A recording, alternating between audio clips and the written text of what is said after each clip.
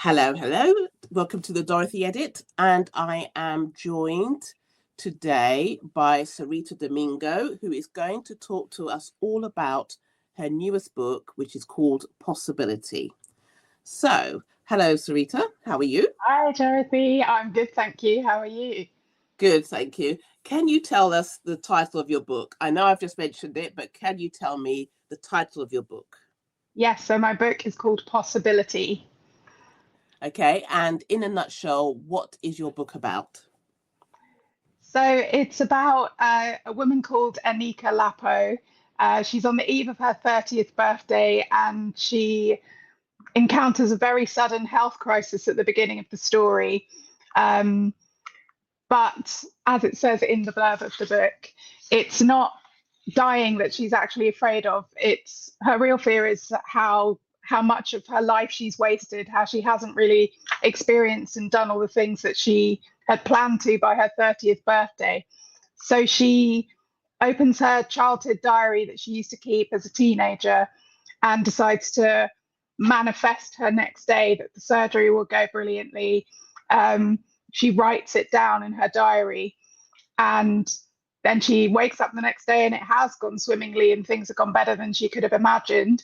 And so she decides to start manifesting her life a day ahead at a time in her diary.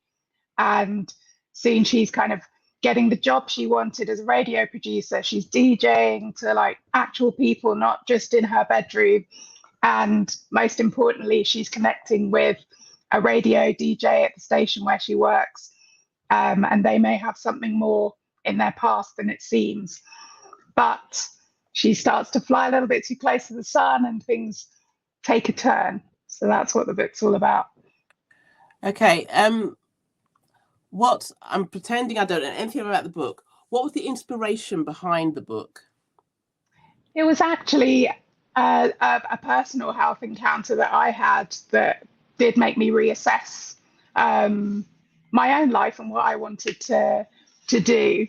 And I also kept a diary myself for, I've kept one for as long as I can remember.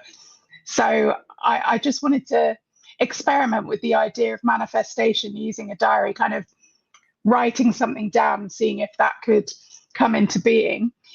And then I also just love romantic stories, always have, love writing about romance. And so I couldn't help myself. I had to include a sexy romance in there as well, but it does have emotion and heart behind it. Because Anika and Cam, the leading man in the story, they might have a past. Okay, who was your favorite character to create? I think it was Cam, the sort of love interest in the story. He's just very charming and sexy, and he's based on an actor that I really love. Um, and so it was just fun to create him and give him his own sort of spin. Um, yeah, he was definitely the most fun to write. He's kind of got an unusual personality that I really loved digging into and writing. Okay, who was the actor? Tell me. I don't know if I should say. Maybe I should let the mystery be. I'll tell you after the podcast. Okay, oh, fantastic. I'm going to, yeah, people can email me and I might tell them then I'd as be well. intrigued to know if people pick it up. Yeah. um, what was the best thing about writing this book? I mean, my immediate inclination is to say getting to the end of it, but only because it was, it's quite a personal story to me. It's probably the novel that I've taken the longest to write, but it's also the book I'm most proud of in terms of executing what I really wanted to achieve with a story. Um, I think the best part of writing the book has been being able to explore some of the ideas of like existentialism, I guess, particularly as a Black woman, which is just something I don't see written about or explored. It's not a deeply philosophical book, but I wanted to explore the idea of what does it mean to really live? What when we say like live your best life, what does that actually mean? What does that look like? What could be the pitfalls of doing something like that? So yeah, I think that was the best thing about it. I'm really proud of the book. Fantastic. What do you want readers to take away from this book? I think I'd like, I do hope that they'll find it a page-turning, fun read, but I also think there are sort of emotional depths to the story that I want people to consider when it comes to family, friendship, and in particular, what it means to live up to your potential, whether a reader, somebody might be coasting along thinking, I can't change what happens to me, or I'm not in charge of my fate.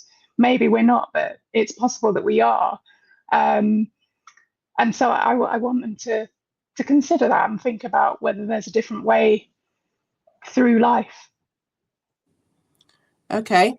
Can you give us a quick reading from the book if you've selected a section that you'd like us to hear? Yes, so I'm going to read from the prologue just because it kind of makes sense. It's a little teaser and a way into the story. So it's only short, so I will read from that. Just going to take a drink of water.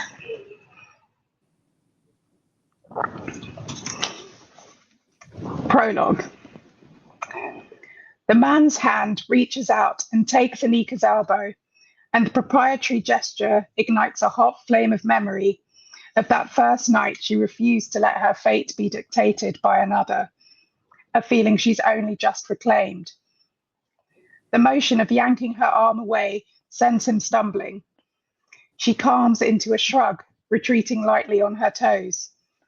She half expects to feel shame for showing even a hint of her boiling insides, but things are different now. A split second later, a different man is before her. His beautiful face moves closer to her and cracks open into a wicked, delicious grin. He arches an eyebrow inquisitively, but Anika just reaches out and grabs his hand, pulling him away quickly. Together, they rush towards the exit. She's won, just like she said she would. They're panting as they burst out into the night. They are hidden from the rest of the world, and her companion is closer, closer, very close. His energy, his heat, backs her gently against the brick wall behind her. She grabs the lapels of his jacket and feels the material tense and relax slightly as his chest heaves. His next exhalation brushes against her mouth, and then his lips are pressing over hers. Her entire soul sparks to life, and she smiles against him. Things are different now, aren't they? She murmurs. The smooth darkness of his brow warps into a confused frown, even as his lips curve in bemusement. Yeah, he nuzzles his nose against hers. You, he whispers, are, another brush of his lips, wild. Wild, unconstrained. She's new.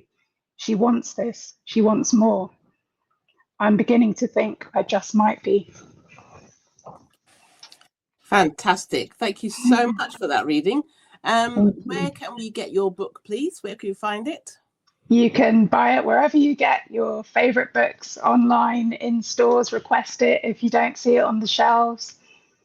And libraries, obviously. Yes, libraries, absolutely, yes. And also, where can we find out more about you? I really need to update my website, but I plan to do that very soon. So you can find me at sareetadomingo.com. And you can also find me online. Probably the best place is Instagram, which is Sareeta Domingo Author. Fantastic.